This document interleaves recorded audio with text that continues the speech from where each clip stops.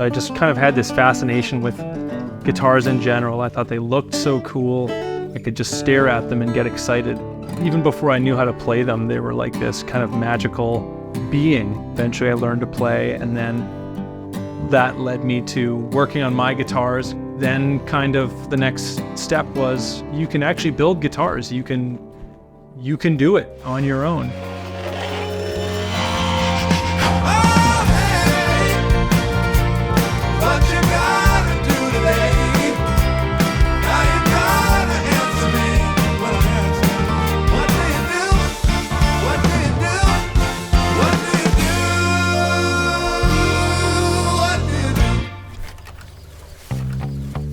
My name is Lucas Roger, and I'm a guitar maker and guitar repair tinkerer.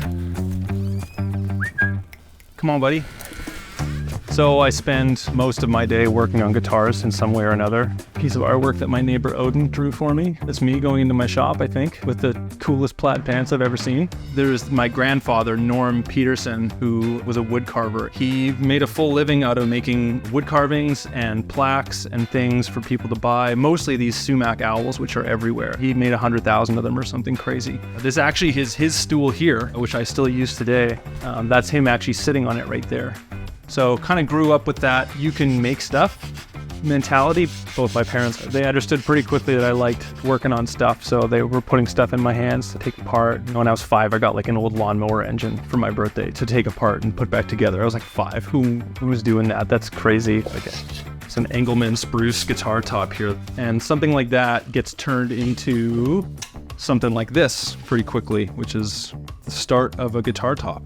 I haven't made a ton of guitars, and most of my time is spent fixing them, but there's probably 6 or 7 local guitar, like in Winnipeg, that I can go see played on stage, which I also find just like completely the coolest thing ever. Makes me a little nervous sometimes, but it's the coolest thing ever. This is a failed bridge plate here. I didn't glue it properly, and the front edge of the bridge plate actually started separating from the top, and that led the whole top to fail. I keep that to remind myself. You can do better. When you start joining them and thicknessing them and working on them and adding braces, even when your fingers are kind of moving across it, it starts to sound musical. I don't know, it just kind of starts to become something that makes sense to be in a guitar. There's something kind of there.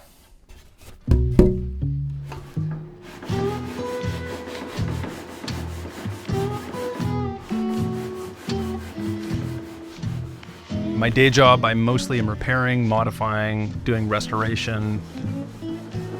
We have lots of guitars. These are probably all broken and waiting for something, but for the most part, these benches just get filled with cool projects. I'm kind of in charge of most of the repair that happens there, and I get a huge range of guitars, banjos, mandolins. There's probably 3 or 4 coming in, 3 or 4 going out on a regular day. So I have full drawers dedicated to single tasks. A whole drawer just of blocks of material with sandpaper on them. We cannot have enough of that. I'm kind of juggling a lot of hour-to-hour tasks. So I'm planning my day like, okay, I'm gonna do a bridge reset right now. When I get that clamped up, I'm gonna switch to this task. I don't fully remember what this was for. You know, once you go through even the minimal amount of effort to make a crude jig like that, you just can't get rid of it. Real joy is like setting up something for someone and giving it back to them and going, oh, this is great. It's the same guitar. There's just adjustments that get made that make it a lot more inviting. And that's really what I'm after. When you see a guitar come in a case that's just been under a bed or in a closet for a few decades, and you take it from rusty strings with the neck falling off to like rock machine, it's pretty fun. There's a rise in the neck here. What we see is that the straight edge in this area is a rocking kind of motion. I'm gonna try to kind of blend those high spots down into the low spots while taking the least amount of material off possible. When you can fix this, it can make a guitar go from being unplayable to being really great. You can get pretty quiet and in your own head in this work, and there's a lot of times when something goes wrong and it's bad news and there isn't exactly a written playbook on how to fix it. You're dealing with sometimes their prized possessions, sometimes it's like their grandfather's guitar. I do find it's like really helpful to be able to bounce ideas off of someone else. My boss, Al, when I started working for him, he said the things that separate the people who do this work for a long time and the ones that don't is they recover from the things that go wrong. He's a really smart individual and he really knows what he's doing. And there's a lot of learning that gets done by just being around people that often who are really dedicated and really, successful in what they do. Seeing guitars that were made by hand, that was really, it was kind of a revelation that people could actually do that. So this is the guitar I built for my dad. There's an assumed list of materials that are like the accepted and typical materials for a guitar, and my dad and I were kind of going, well, let's scrap that. All of this wood is all North American based, so there's no rainforest sourced woods. But the real fun part about this guitar is that it features a bunch of wood from my grandfather's stash. There's a little heel cap here on the back of the guitar. I've actually kind of joined two pieces together to look like owl's eyes. So we were just trying stuff out. Electrics are more fun too because there's a lot less pressure. You can basically make a plank. You could make one out of this table. Pickups are gonna do most of the work on an electric guitar. So you're trying to just make something you think looks cool, I think. I really enjoy drawing something up. I've got all these little sketch notepads around. Like this blue guitar here was the first guitar I drew up, and eventually I was just like, well, I gotta see it in person. I kind of feel like if George Jetson had to like design a guitar for like Cadillac in like the 50s or something, something crazy. There's enough normal guitars out there in the world. Sometimes you gotta make something that just looks different. Still in tune? Kinda. And that's just because I just sat around one day, drew something up, and then made it. And that's part of the satisfying process.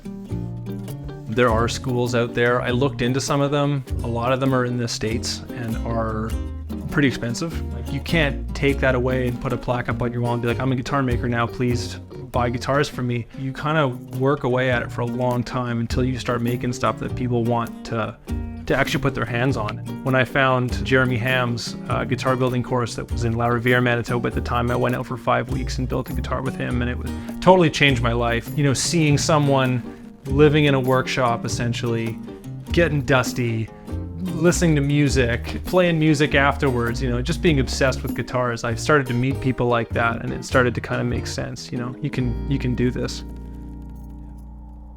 It's magic when you string up a guitar for the first time, because they are nothing special on their own.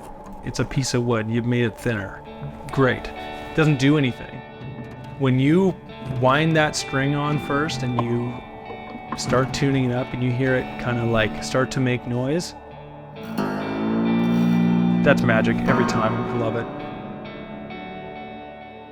If you already own a violin or a guitar or a bass and you want to get into this work, take a really good look at your instrument and try to learn to assess it. Examine where it is working at its best and where it is not. Work on small tasks to start. You don't need to build a guitar from scratch day one. You can just get good at restringing it. Like, find a task and commit to it. If you like doing electronics works, try swapping out some pickups. That's how I got started. If you enjoy sitting over something small and doing a repetitive task and just like focusing on it, that's gonna help you out.